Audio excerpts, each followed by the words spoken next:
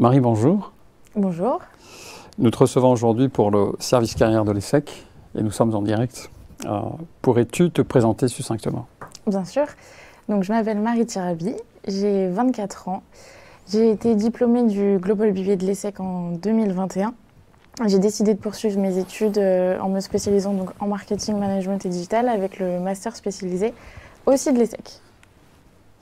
Depuis ton entrée à l'ESSEC, as-tu un fait marquant à partager avec nous? Alors, un fait marquant, je dirais tout simplement les rencontres que j'ai pu avoir à l'ESSEC, aussi bien personnelles, professionnelles, toutes les rencontres académiques aussi. Et je pense que c'est aussi la particularité de l'ESSEC d'avoir un réseau d'alumni c'est 60 000 alumni au total, je crois. Et je dirais que c'est le fait le plus marquant, oui, de mes années à l'ESSEC. Et quel est ton lien avec le service carrière de l'ESSEC? Alors, mon lien s'est développé, on va dire, assez tardivement dans mes études, surtout au sein du Global BBA.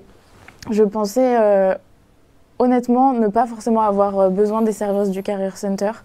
Je me disais que ça allait être peut-être simplement une revue de CV, quelque chose pas forcément très personnalisé. Et puis un jour, en fait, dans le cadre de mes études, j'ai eu un atelier carrière donc, qui était imposé avec ma classe. Et j'ai découvert justement qu'il y avait bien plus à offrir, que ce soit des entretiens personnalisés, des ateliers pour s'entraîner à la négociation salariale, aussi des revues de CV. Et je me suis dit, pourquoi pas. Donc j'ai pris rendez-vous suite à cet atelier en groupe. Et donc c'est là que j'ai découvert pour la première fois les ateliers du Career Services. Finalement, durant cet entretien qui a duré une bonne heure, j'étais venue dans l'optique de justement travailler mon CV. J'étais dans une période où justement je cherchais un stage. J'étais en train de postuler également pour un master spécialisé. Et donc je me suis dit que c'était la bonne période justement pour utiliser cette offre de l'ESSEC. Et donc je venais dans cette optique-là. Et finalement pendant une heure, ça a été que des échanges pour apprendre à me connaître.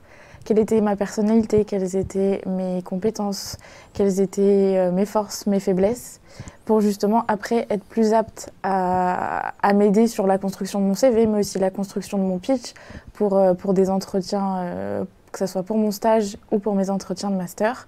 Et donc on a fait ça pendant plus d'une heure pour notre premier rendez-vous, qui a ensuite mené sur un deuxième rendez-vous. Et donc, suite à ces rendez-vous, quelles sont les actions concrètes que tu as pu mettre en œuvre?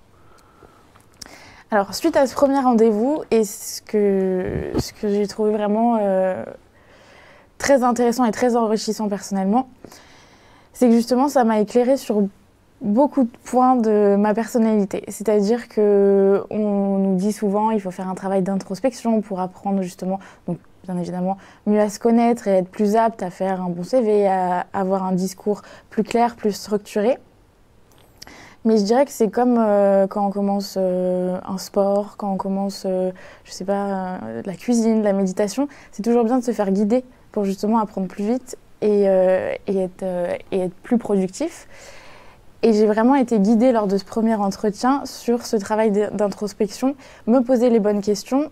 Et c'est ce que j'ai fait ensuite, lorsque j'étais seule, de pouvoir me poser les bonnes questions et de comprendre tout au long de ma vie, on va dire, quelles avaient été les étapes clés qui ont fait aujourd'hui mes forces, mes faiblesses, mes accomplissements, etc. Et maintenant, où en es-tu dans ton projet de carrière? Alors, où j'en suis dans mon projet de carrière, j'ai bientôt terminé mon master spécialisé en marketing, management et digital. J'ai trouvé mon stage de fin d'études et je commence en juillet prochain. Donc je suis ravie, c'est exactement la position que je voulais, dans le secteur d'activité que je voulais également. Et je pense vraiment que grâce au Career Services, j'ai pu avoir ce déclic qui m'a fait être plus impactante et aussi d'avoir la confiance d'exprimer mes attentes lors d'entretiens pour une position et le type de société que je recherche également. Et merci Marie de ce témoignage. Et nous sommes contents d'apprendre que cela t'a servi à la fois sur le plan personnel et professionnel. Et on espère continuera de te servir tout au long de ta carrière. Qu'est-ce que tu retiens finalement de cette expérience avec le service carrière de l'ESSEC? Tout d'abord, merci à vous, merci au Career Services et merci à l'ESSEC en général. Et ce que je retiens, pas forcément d'un point de vue professionnel, même si ça s'appelle le Career Services, mais plus d'un point de vue personnel, ça m'a aidé à prendre confiance en moi, d'un point de vue donc personnel et encore une fois professionnel. Et aujourd'hui, je peux tout simplement dire que je me sens prête et confiante lorsque je passe des entretiens, lorsque je m'exprime sur des situations passées, sur des événements de ma vie, de ma carrière. Et je suis fière de me sentir en confiance. Et sur l'aspect de la confiance, sur une échelle de 1 à 10, aujourd'hui, tu la mettrais à combien, ta confiance en toi? Sur l'aspect de la confiance, oui. On va dire que ça dépend des jours. Mais en général, je dirais 8. 8. D'accord. Ça peut forcément être amélioré. Oui. Mais avec la confiance vient aussi avec de la préparation, bien évidemment. Et si la préparation est là, la motivation aussi est là, la confiance, elle sera assez élevée. Okay. Il y a un élément important aussi pour le service carrière de l'ESSEC, c'est que nous disons souvent que nous ne donnons pas du poisson, mais nous apprenons à pêcher.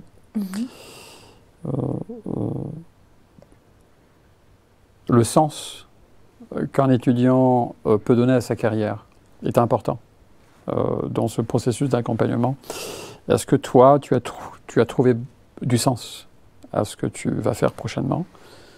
En tout cas, beaucoup plus de sens que tu semblais peut-être avoir ou avoir identifié avant ta rencontre avec le service carrière de l'ESSEC. Donc aujourd'hui, le projet a beaucoup plus de sens, justement, puisque j'ai pu lier mes expériences personnelles et professionnelles que j'ai eues auparavant avec mon projet professionnel actuel.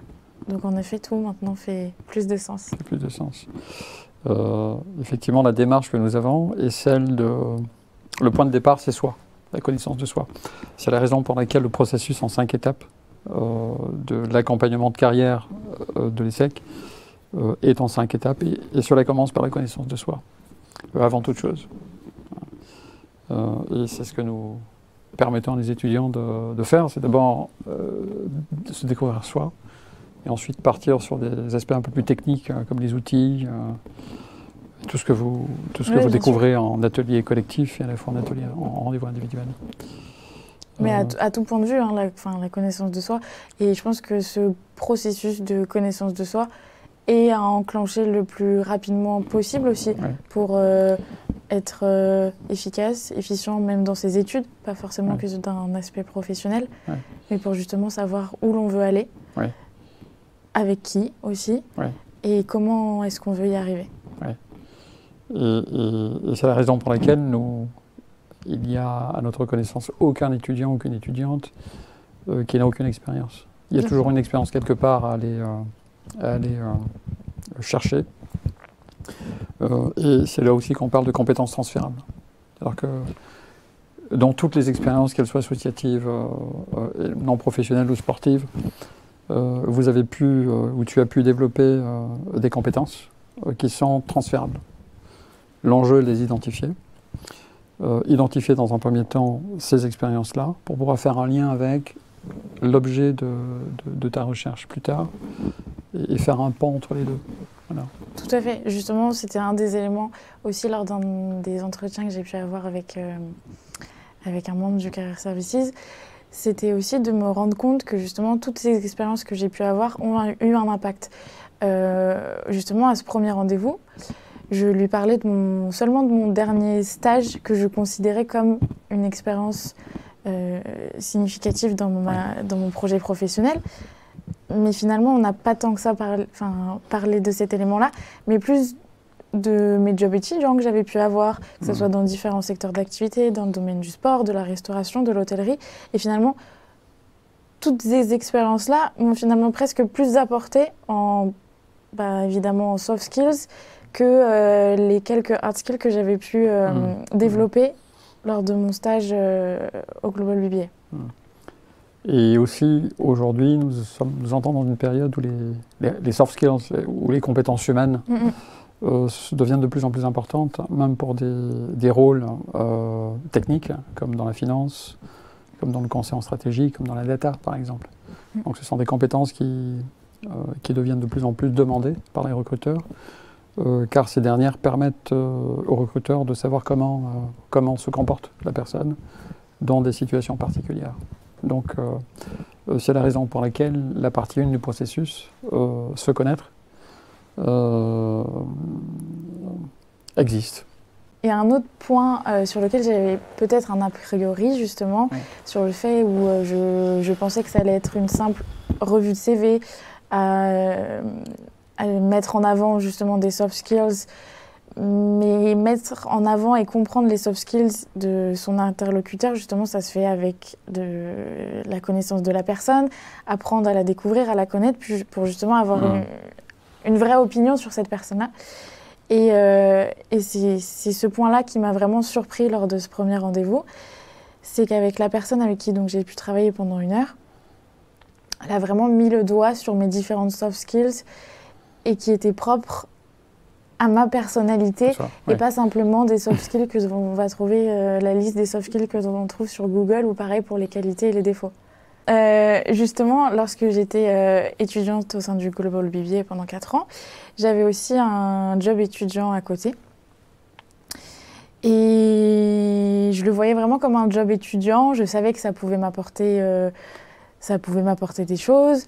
Je m'en rendais bien compte. J'étais au contact de la clientèle constamment, etc. Mais je ne me rendais pas compte de l'impact que ça pouvait avoir sur ma personnalité et sur en fait, la valeur ajoutée que je pouvais avoir justement aujourd'hui sur le marché du travail grâce à ces expériences-là.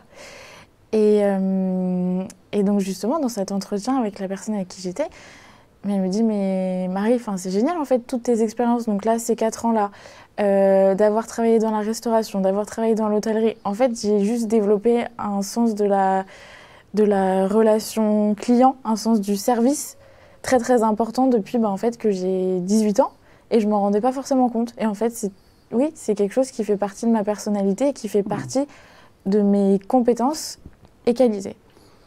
Et visiblement, ce que tu as développé dans l'hôtellerie ou la restauration, qui est le sens de la relation client, le sens de la relation humaine, est important dans toutes les autres industries, pour tous les autres rôles. Et aujourd'hui, étant spécialisée en marketing, justement pour moi, c'est cette notion, avoir cette connaissance justement du service client, du terrain, me paraît être vraiment une valeur ajoutée pour développer des actions d'un point de vue beaucoup plus opérationnel au sein d'une entreprise. Et d'être passée par là, aujourd'hui, c'est quelque chose qui m'a énormément aidée et qui, j'en suis sûre, va m'aider tout au long de ma carrière. On peut conclure. Je pense qu'on est pas mal. Hein. On est pas mal, on a beaucoup de contenu là. On a beaucoup de contenu là. Parce qu'après, ça va faire un... Allez, 16 minutes. Tu veux le faire on va le mettre dans le... Coupé. Thank you, Tim. Merci, Marie.